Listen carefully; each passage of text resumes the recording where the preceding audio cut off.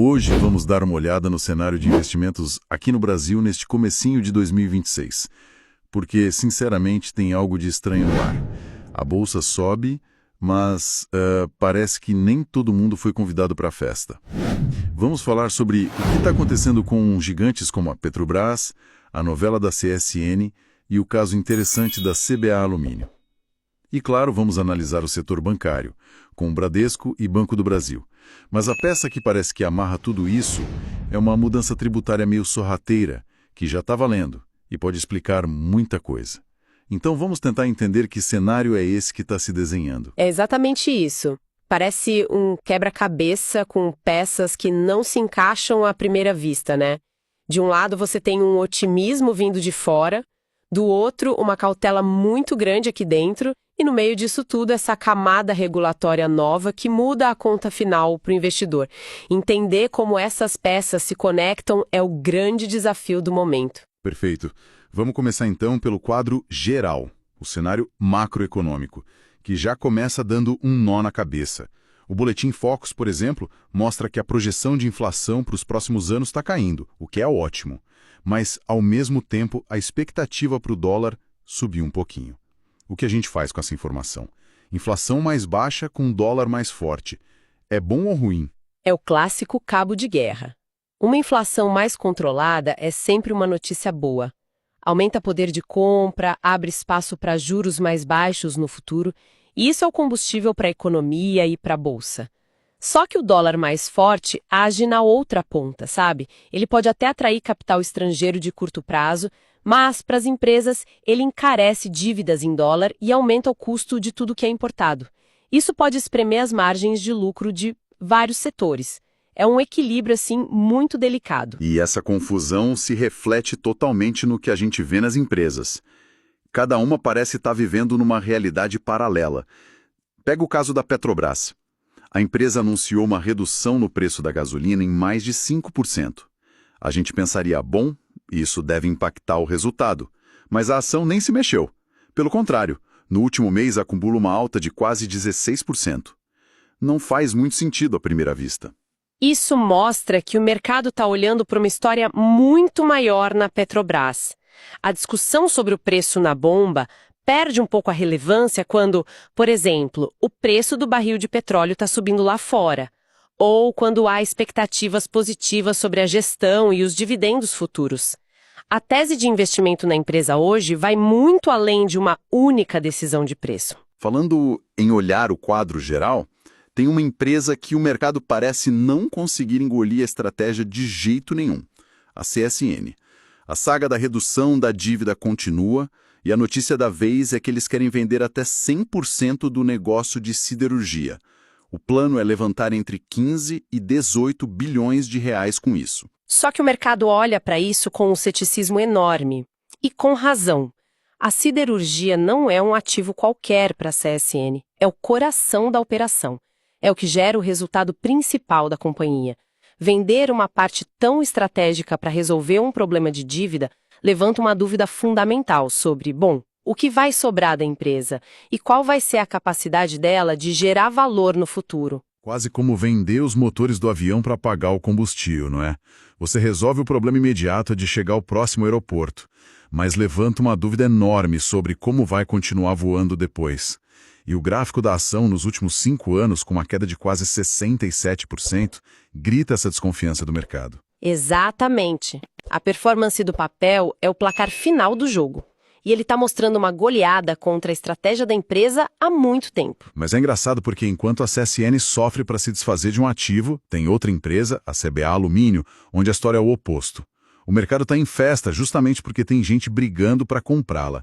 As ações dispararam quase 7% num único dia. E no caso da CBA, o que é fascinante aqui é a combinação de fatores. É uma verdadeira tempestade perfeita. Por um lado, você tem a notícia da venda da companhia, que estava meio morna e agora esquentou de vez. Entraram mais 2 empresas na disputa, o que eleva o preço potencial da negociação. Só isso já colocaria um prêmio na ação. Mas não foi só isso, né? Não mesmo.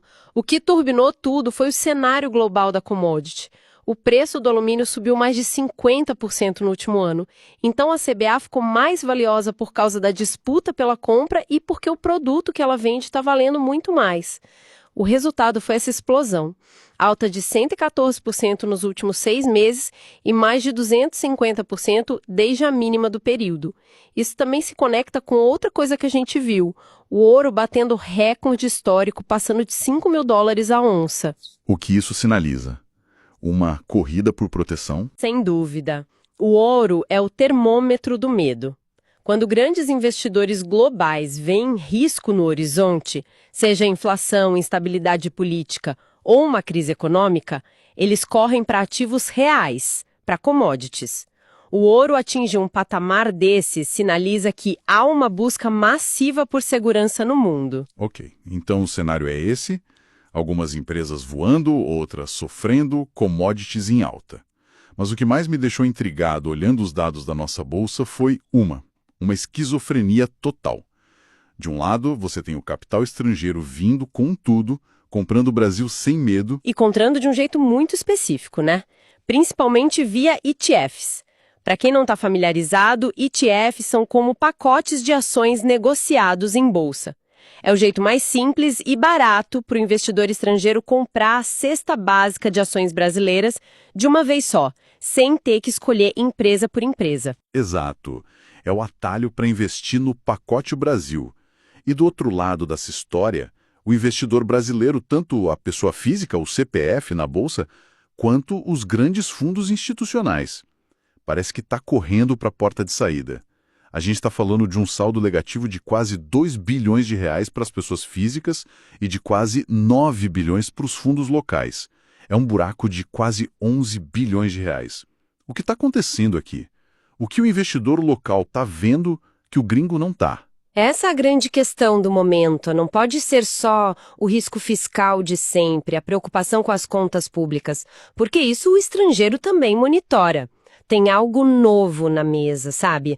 Algo que talvez afete mais diretamente quem investe aqui dentro, pensando no longo prazo, no acúmulo de patrimônio. E a resposta parece estar numa coisinha que passou quase batida, publicada ali no apagar das luzes do ano passado, no dia 26 de dezembro. Uma nova mordida no bolso do investidor que gosta de receber proventos. Estamos falando da mudança na tributação dos juros sobre capital próprio, o JCP. Uma mudança silenciosa. A alíquota do imposto retido na fonte, que era de 15%, subiu para 17,5%. E muita gente só se deu conta disso agora em 2026, quando o Bradesco, que paga a JCP todo mês, soltou um comunicado, atualizando o valor líquido do seu pagamento.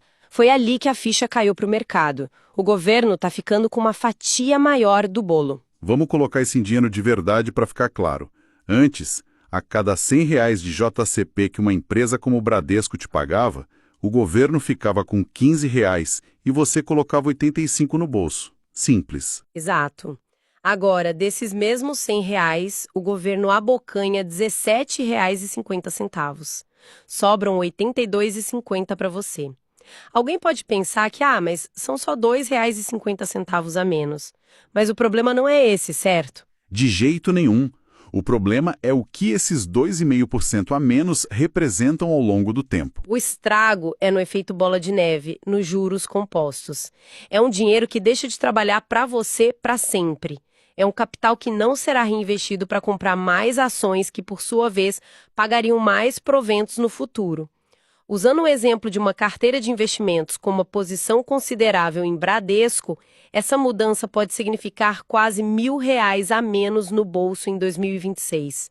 Agora, multiplica isso por 20, 30 anos de investimento. O custo de oportunidade é brutal. É uma sabotagem silenciosa na construção da sua riqueza de longo prazo. Perfeito. E já que a gente usou o Bradesco como exemplo, vamos olhar mais de perto para os bancos. Porque a temporada de balanços está chegando e cada um deles tem uma história bem diferente para contar. Começando pelo próprio Bradesco, que solta os resultados no dia 5 de fevereiro.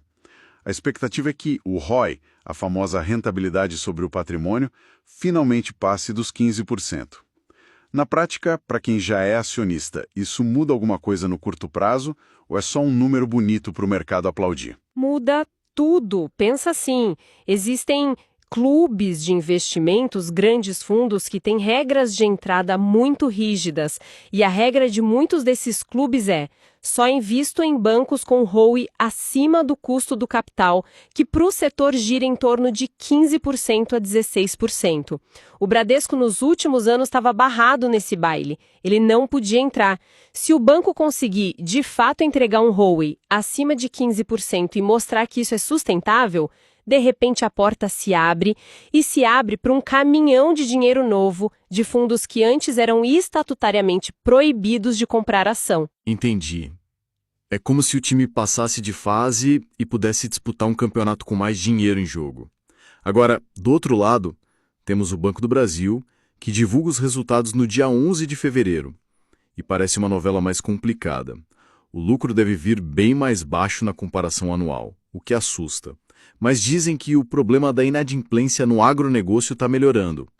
Como o investidor deve ler esse balanço? O mercado já está olhando para 2026, não tanto para o resultado do último trimestre de 2025. O Itaú BBA, por exemplo, soltou projeções interessantes.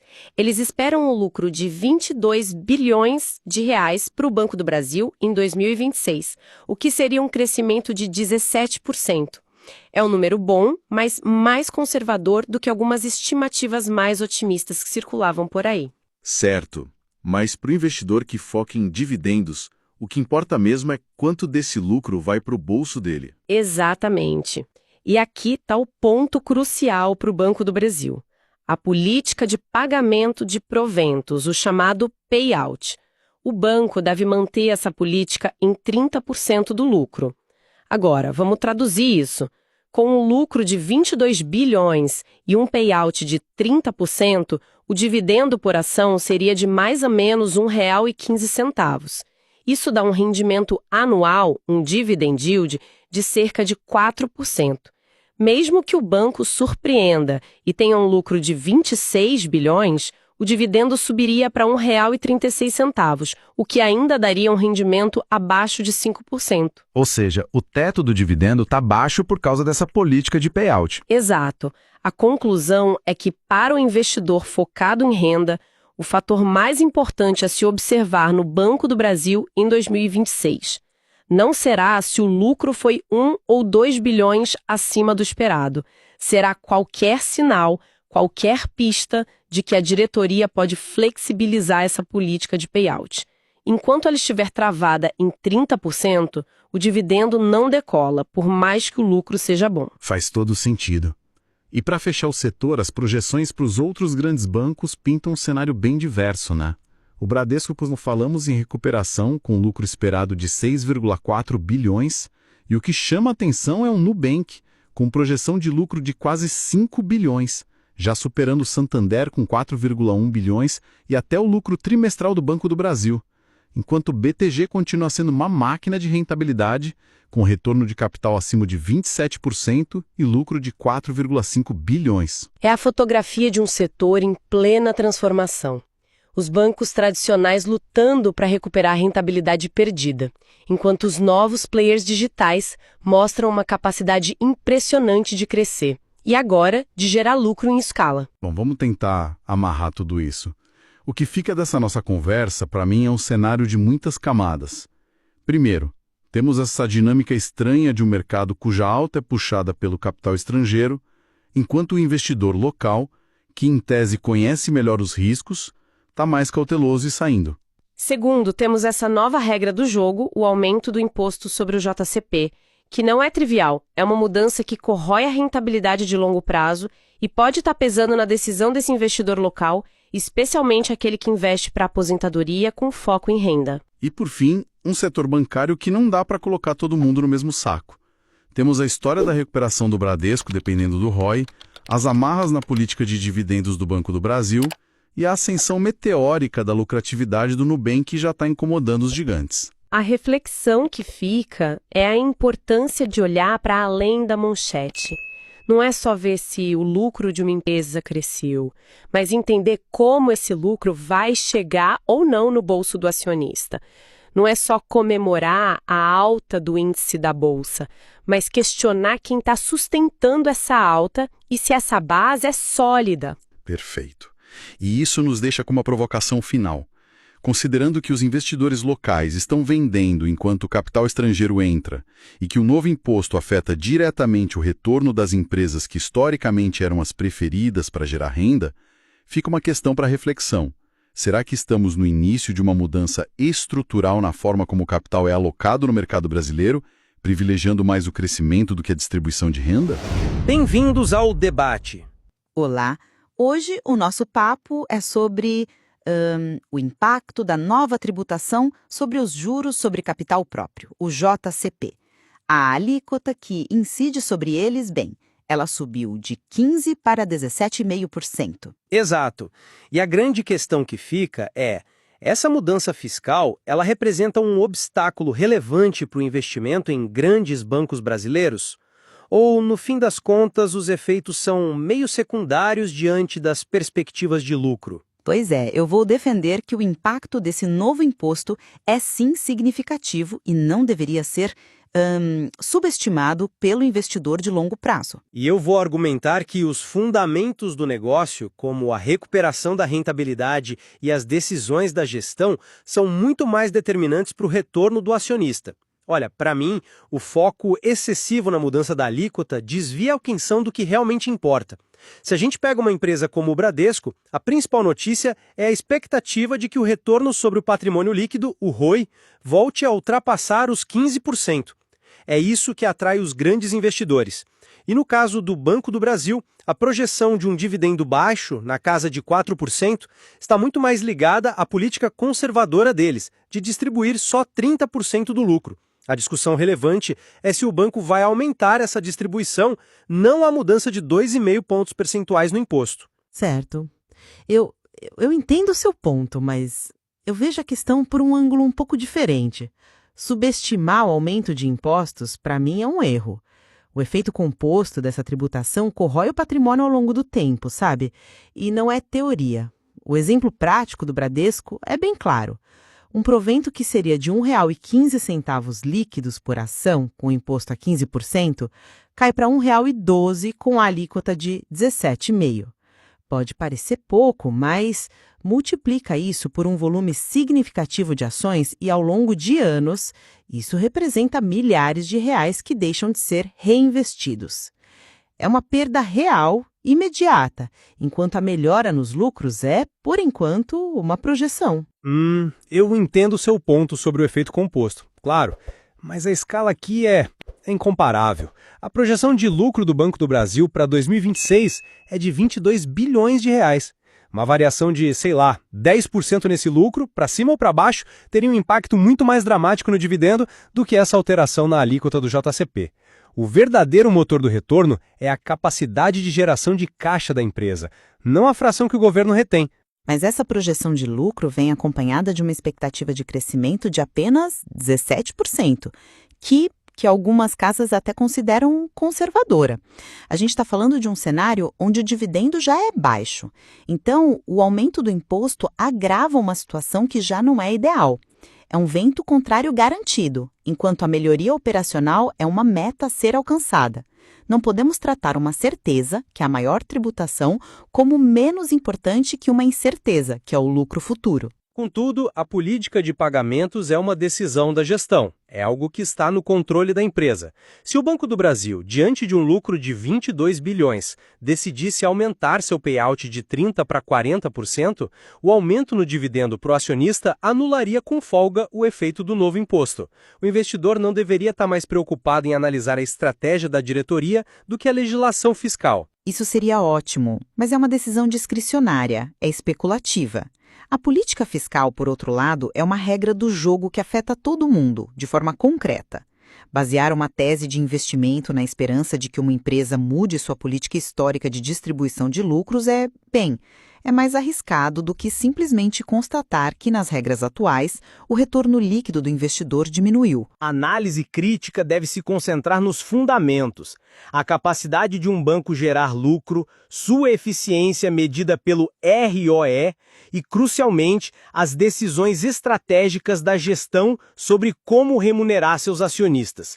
Esses elementos têm um poder muito maior de definir o sucesso do investimento.